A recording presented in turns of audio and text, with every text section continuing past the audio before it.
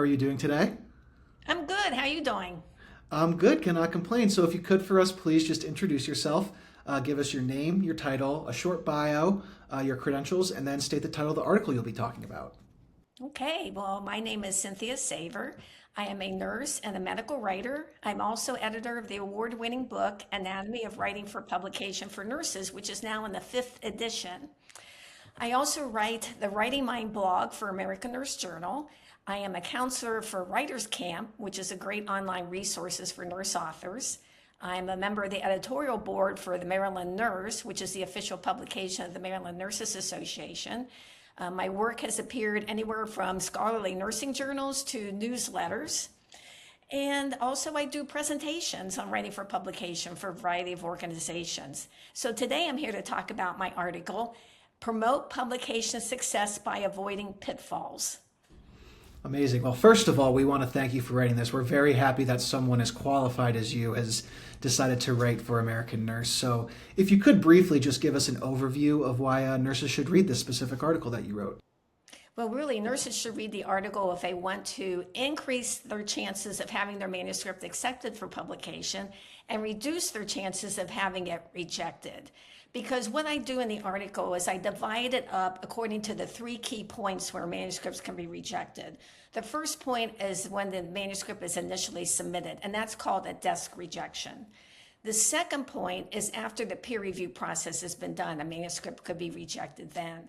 And the third point is after you resubmit an article where you've been asked to redo it based on peer review comments. So for each of those areas, those kind of pain points, I go through and provide like reasons why the rejection could occur, and then I provide strategies for how to prevent or address each one. And I think what's important to know is what I did is I based these solutions or strategies on not only my own experience, but what's in the literature regarding this. So there's not a lot in the literature regarding manuscript rejection, but there is some. So I pulled that information in. And I also talked to a lot of my nurse editor colleagues. So you're getting the perspective of those who are making the decision as to whether accept or reject the manuscript. So again, it's an easy format and you're getting a really important perspective. And plus I throw in a few writing tips for readers as well. Amazing. So, obviously, clearly, you are a writer yourself. You went over all that in your credentials and your bio, and obviously, you wrote this article for us as well. But obviously, there must have been something else that made you want to write this article rather than just you being a writer. What do you think it was that made you want to write this? Well, I think first of all, I've just always been passionate about helping nurses get published, helping them write for publication. Because, it's great when we present at conferences or even in our own institutions, but when you write something and have it published, it just gets such a wider reach, okay? You can really, that information you're passionate about, you feel like nurses really know, you can get it out there. And it benefits our nurse colleagues and our patients, of course, as well. But of course, what I find is a lot of nurses are intimidated by writing for publication or writing in general. And certainly the rejection piece can be challenging, particularly as a new writer. Unfortunately, some writers just give up. And even experienced authors, when they experience rejection, sometimes give up on a manuscript when they really could rework it and resubmit it to another journal. So I really wanted to make sure in this article, I talked about kind of why manuscripts are rejected, but also then how to manage manuscript rejection. And I think that's important as well. Yeah, sounds very important. And clearly, there's going to be a lot of content in this article. You sort of went through that when given the overview. But there should be maybe two or three things that a nurse should latch onto from this article. What would those 2 to 3 things be? Yeah, I think there's three main things. First of all, do your homework. It is so important to pick the right journal when you're submitting your manuscript. And that sometimes we rush beyond that. We rush over that. We don't take time. And the number one reason that authors receive a desk rejection, that's that rejection before your even article gets to peer review, is because a manuscript does not fit the journal's mission. So it's very important, of course, to read the journal to see what kinds of articles they publish, but you also really need to hone into those author guidelines. The author guidelines for a journal, which are found on the website, are the policy and procedures for the journal. So just in the same way we follow policy and procedures for the organizations we work with, we want to follow policy and procedures for the journal. And again, that's one of the common complaints from editors, is that authors do not follow policy and procedures.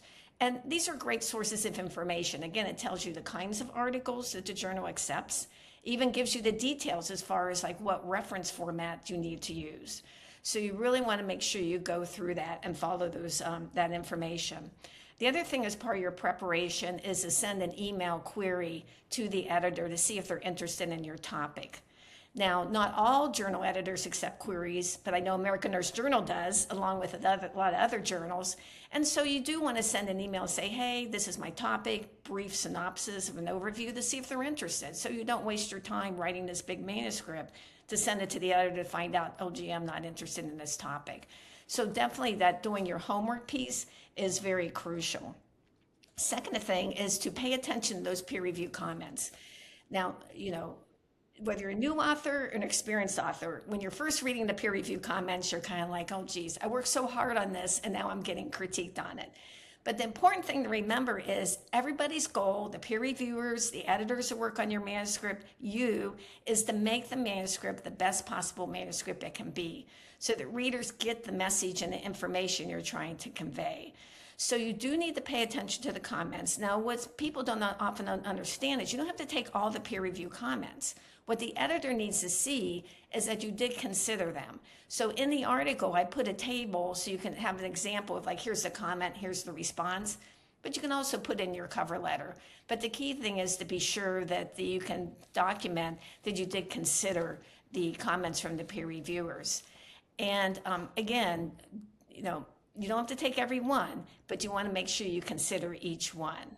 And that's really important. And the other thing is I find that authors get like, oh my gosh, peer review comments, they get distressed. But remember, if you get peer review comments and you're asked to revise and resubmit, you are one step closer to publication.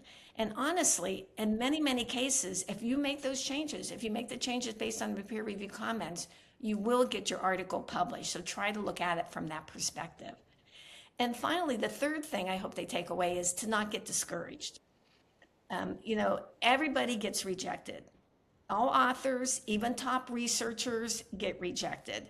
And which is important is how do you respond to that rejection? And how you can respond is, again, look at those peer-reviewed comments, because a lot of times you may be able to take those, choose another journal, rework your manuscript, and be able to resubmit it and then ultimately get it published. So don't necessarily give up on your manuscript too soon. Think of it that way. And if for some reason you don't decide to pursue it, just remember you learned from the experience and you got a lot farther than a lot of other people did. Because how many people have said, oh, gee, I'd really like to write an article publication, but they never do. You actually wrote the article. So I think that's an important piece to remember too, to pat yourself on the back. And remember that, it is important that we contribute to the publication. Because keep in mind, rejection is not about you as a person, as a nurse, an author, or whatever.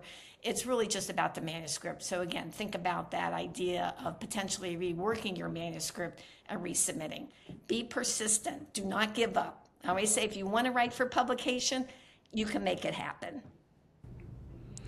Amazing. Well, this article is full of fantastic information, and this quick video is also full of fantastic information for those who are interested in writing for publication. So we thank you again for not just writing this article, but for doing this sit-down author spotlight with us as well. Oh, thank you so much, Drew, and I hope people enjoy the article and they go out there and write. I do too. Thank you, Cynthia. All righty. Bye-bye.